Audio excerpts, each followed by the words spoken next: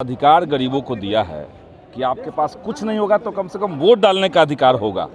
वो भी अगर एसआईआर के माध्यम से छीना जा रहा है तो हमारी सीधी मांग है कि सदन के अंदर सरकार जवाब दे। आप कह रहे हैं कि हम आधार नहीं लेंगे।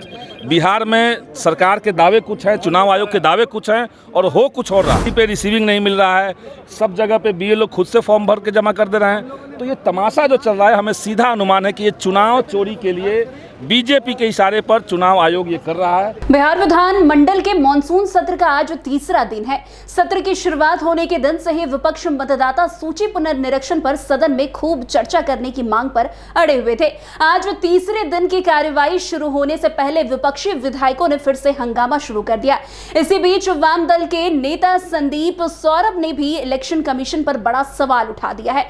उन्होंने ये तक कह दिया है कि इलेक्शन कमीशन बीजेपी के इशारे पर चल रही है। पहले आप खुद सुने किस तरीके से संदीप सौरभ ने इलेक्शन कमीशन पर बड़ा सवाल उठाया है। ने जो अधिकार गरीबों को दिया है कि आपके पास कुछ नहीं होगा तो कम से कम वोट डालने का अधिकार होगा, वो भी अगर एसआईआर के माध्यम से छीना जा रहा है तो हमारी सीधी मांग है कि सदन के अंदर सरकार जवाब दे दे। कल भी हम लोग यही कह रहे थे, सरकार बताए कि जो प्रवासी मजदूर हैं उनका क्या होना है। सुप्रीम कोर्ट में आपने हलफनामा दायर किया, आप कह रहे हैं कि हम आधार नहीं लेंगे। बिहार में सरकार के दावे कुछ हैं, चुनाव आयोग के दावे कुछ हैं और हो कुछ और रहा है। ये सब कुछ मीडिया में आ चुका है। कहीं पे रिसीविंग नहीं मिल रहा है, सब जगह पे बीएलओ खुद से फॉर्म भर के जमा कर दे रहे हैं। तो ये तमाशा जो चल रहा है, हमें सीधा अनुमान है कि ये चुनाव चोरी के लिए बीजेपी के इशारे पर चुनाव आयोग ये कर रहा है। ये हम लोग बिहार में बर्दाश्त नहीं होने देंगे। ये लोकतंत्र का मंदिर है। काफी छोटा है और इस तरह से अब जो सत्र है वही है, लेकिन इसी सत्र में हम लोग चाहेंगे, चूंकि इसी समय आप देख रहे हैं ना कि चुनाव में 2 महीने बचे हुए हैं और इस समय आप कह रहे हैं कि 8 करोड़ मतदाताओं का हम सघन विशेष पुनरीक्षण कर लेंगे। ये कहाँ से संभव है? तो ये पूरे जनता के बीच में ये आनंद फानन वाली स्थिति बनी हुई है। लोग डरे हुए हैं कि उनका मताधिकार छीना जाएगा और मामला केवल मताधिकार का नहीं है।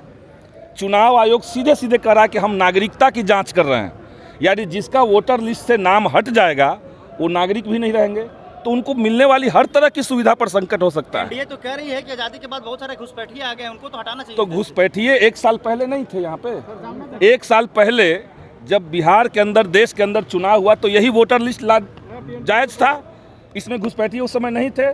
और अब सरकार कह रही है कि घुसपैठिए आ गए हैं। तो घुसपैठिए हैं तो इसी वोटर लिस्ट से चुनी हुई मोदी सरकार है, सबसे पहले उस सरकार को इस्तीफा दे देना चाहिए।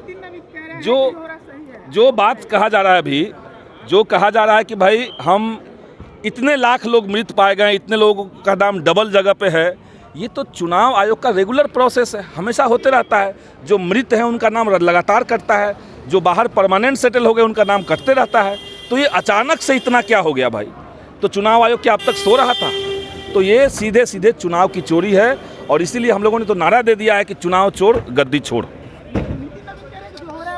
वैसे आपको बता दें, बिहार विधानसभा के मॉनसून सत्र के दौरान वोटर लिस्ट में कथित अनियमितताओं के खिलाफ विपक्ष का विरोध आज भी जारी है। महागठबंधन के विधायक आज एक बार फिर काले कपड़े पहनकर विधानसभा पहुंचे और अंदर और बाहर प्रदर्शन का ऐलान कर दिया। अब संदीप सौरभ ने साफ साफ कह दिया है कि इलेक्शन कमीशन बीजेपी के इशारों पर चल रही है। वैसे अब इसमें कितनी सत्यता है ये तो आने वाला समय बताएगा। वैसे आपको जानकारी के लिए बता दें कि विधानसभा की दूसरी पाली यानी कि कल भी जो है विपक्षी सदस्यों ने विशेष मतदाता सूची पुनर्निरीक्षण के मुद्दे पर खूब हंगामा किया था।